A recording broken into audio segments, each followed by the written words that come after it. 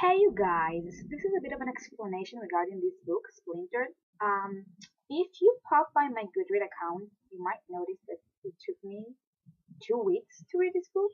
It's not usually how long it takes me to read a book. I am the kind that reads a book in a day, two, three top, and that's obviously not the case with this one.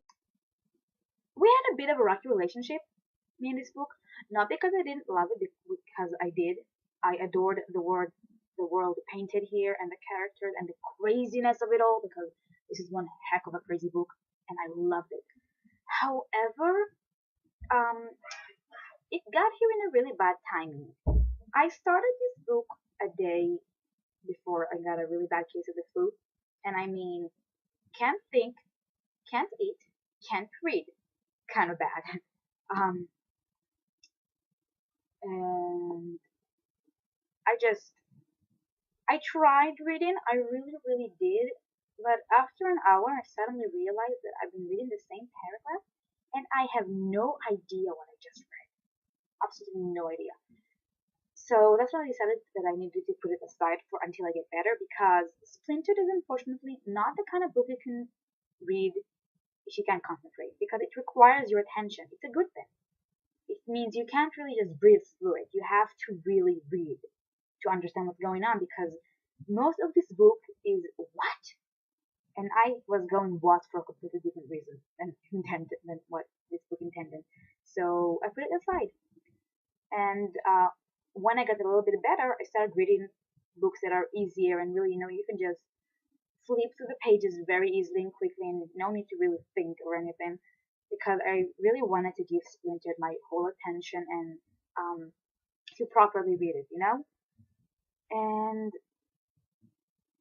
I started reading it again, and then I don't know, like 2 hours later, I was like, suddenly I realized that I have a book that I need to review, and I haven't yet, and it's for a tour, and my date is coming up, and I'm this kind of person. I tend to put things for the last minute, and then I was going, oh my god, I have to do this, I have to review it, I have to read it. So I put Splinter on the side again, like just like this, and read and reviewed that book. And then I came back to Splintered again, and it happened to be the busiest week of my life so far. I mean, really, I got back home every day around midnight, completely wiped out, just wanting to go to bed and sleep. And you can't really read Splinter like that either. So again, it's set on the side, and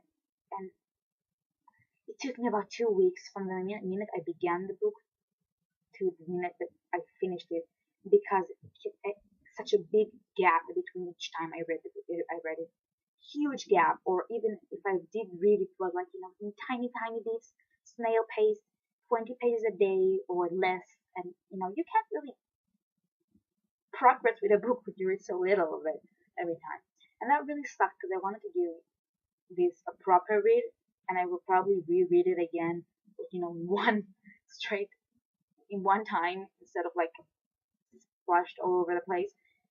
So even though it's not the book's fault at all, I just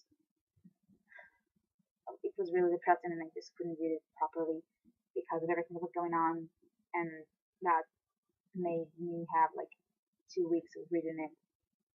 So if you happen to notice that on Goodreads, that's why.